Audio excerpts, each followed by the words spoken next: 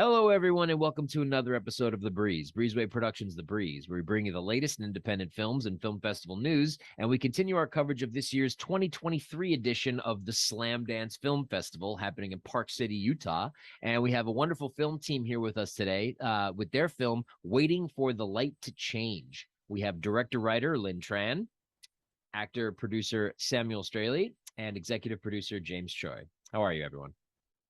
Good. Hey, Thanks for having us, thanks for Alex. having us. Right Thank you on. for having us. Yeah, well, thank you so much for taking the time to speak about your film. So, Lynn, tell me a little bit about Waiting for the Light to Change. So I'm gonna start with the logline of the movie. Over the course of a week-long beachside getaway, Amy, having recently undergone dramatic weight loss, finds herself wrestling between loyalty to her best friend Kim and her attraction to Kim's new boyfriend. So this film is pretty much, for me, is like a coming of age movie. The main theme that we deal with here is like female friendship and what it means and what it feels to be in your early and mid 20s. And it's a very like low budget, do it yourself kind of movie that takes on kind of like a slow pacing, very contemplative rhythm. And I think so far we premiere at Heartland International Film Festival back in October and have gotten a lot of feedback from there. And one of the things that I love hearing people say is that they can relate to the characters a lot. So yeah. Nice. So you were the writer on this project as well. Was there a relationship to your own personal life and personal experiences with this?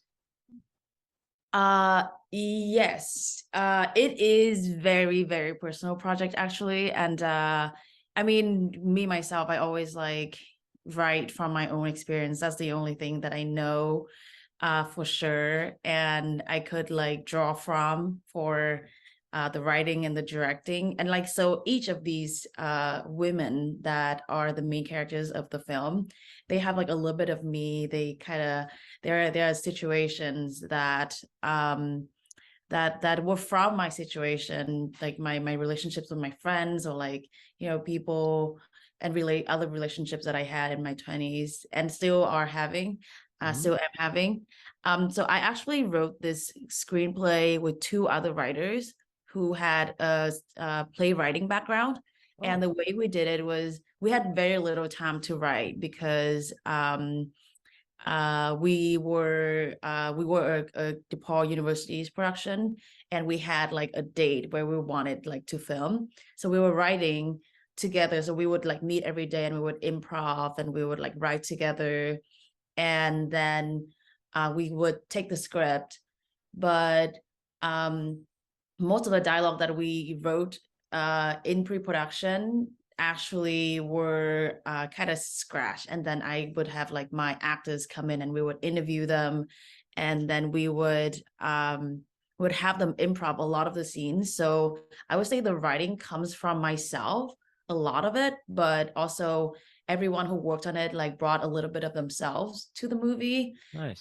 And I think that was very, very fresh and like interesting to work with. Well, that's a great example of good collaboration and how you all work together in order to make the script for the film. And one of the people involved in the film was Samuel.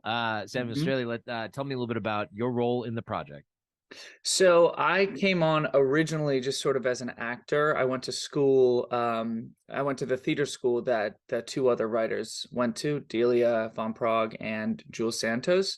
Really good friends of mine, amazing writers, and I really trust their taste. And they kind of came to me and were like, "Hey, would you want to do a reading for this thing?" And then I sort of kind of found out about the project through that, and was later offered the role. And honestly, in my entire experience as an actor, I'd say this process was the most collaborative, the most effective for me as a performer, and definitely, inspired me to,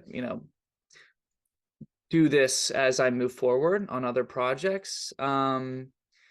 Yeah, I mean, I think sometimes as an actor, you're constantly at the mercy of other people's decisions after you've done your work, and sometimes that can drive me a little crazy, Hmm. depending. But coming onto this and having any rehearsal time at all, I mean, that's so rare, especially in film. And the process that we took was very there was just a really really amazing pace to it, and it really allowed all of us, actors and non-actors, to really settle into the worlds, into the roles, into the perspectives of our characters. Nice. And we were also all kind of living in one area, so it felt like kind of very much like camp in a way, surrounded by everyone around our own age. And yeah, it was just super inspiring watching Ling do that. I think Ling, I don't think I know that Ling is like, definitely the best director I've ever worked, with and for. And I'm excited Big for, praise. yeah, no, it's true though. I mean, and that's not to say that the other directors I have worked with haven't been that way. They've been so amazing, but sometimes the way in which everything's run, it's kind of a machine already. I mostly work in TV, and I've worked with some incredible directors that, but being in the machine of TV and it just going, okay, we're here, this was the first time that I got to really like sit in it and have a really good lead in to the process of doing it. I didn't feel rushed, which you Yeah. can often It's feel. it's good that everybody really collaborated and they felt comfortable. Like you said, it felt like a summer sleepaway camp. So we Mhm. have the team, the writing put together. You have the script. We have some talent that's involved. And James, I'd like you to bring you into this. So as executive producer on the film, tell me about your connection with this project and what put your best foot forward for you to believe in it and then invest in this project to make it happen. Sure. So I also teach. I'm a professor at DePaul University, where this all sort of started. We started an initiative there in 2017, 2018, where we fully finance micro budgeted, student produced, directed feature films. Oh, wow. And so this is a third film, and I don't think any university out there does this, and it's fully owned by the students as well.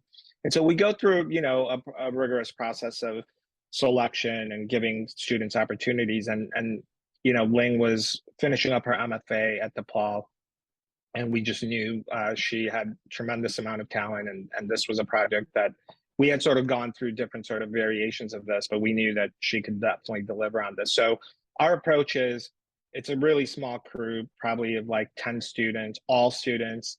It was amazing to have Sam, who also graduated from the theater school at DePaul. So it was a very sort of in-house family thing of true DePaul students coming together. And we just were fully confident. And our whole belief, with the film school, is just to provide students the opportunity to sort of think outside the box and utilize the resources that they have to be creative, and explore the new digital technology that's available to us and make something and share their voice with the world. And we were truly confident that they were going to deliver. And the crazy thing, Alex, is this happened like right as we were sort of at the end and coming out of COVID, Mm. um, which obviously added a whole nother layer of challenges for them. But it was just amazing that they were able to come together and again, creatively come up with this thing. I mean, they found the lake house in Michigan, sort of boarded themselves up for, a couple weeks and knocked out this film, and it turned out beautifully.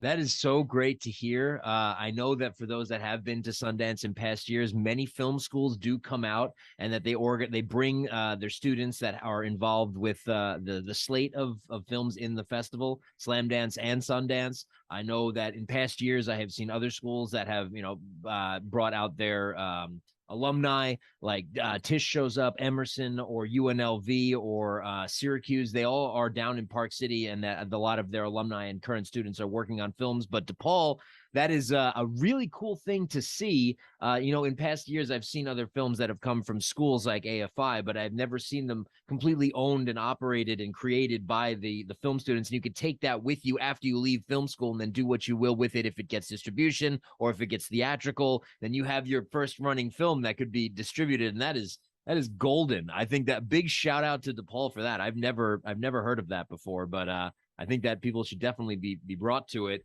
And it's cool to see that you made this film over time. And I know that it premiered in Heartland, but now it's going to be at Slamdance. So do you know when and where the film will be screening in Park City during the festival? Yes, I have that information with me right now. So our film will be in person on Sunday, the 22nd of January at 7:45 p.m. and Tuesday, January 24th at 11 a.m. at Treasure Mountain Inn. And it will also be available on Slamdance channel from the 23rd to the 29th of January. Awesome. Well, we hope all of our audience is able to check that out. We'll post the link below so you can go and then see where this film will be playing and also a little bit more about it. And I want to thank all of you for stopping on the show to talk about Waiting for the Light to Change, which will be playing at this year's Slamdance Film Festival. So we have director, writer Linh Tran, we have actor, producer Samuel Straley, and executive producer James Choi. Thank you so much for your time, and we hope everyone is able to check out Waiting for the Light to Change at this year's Slamdance. Thank you so again, much. Alex. Thanks so much.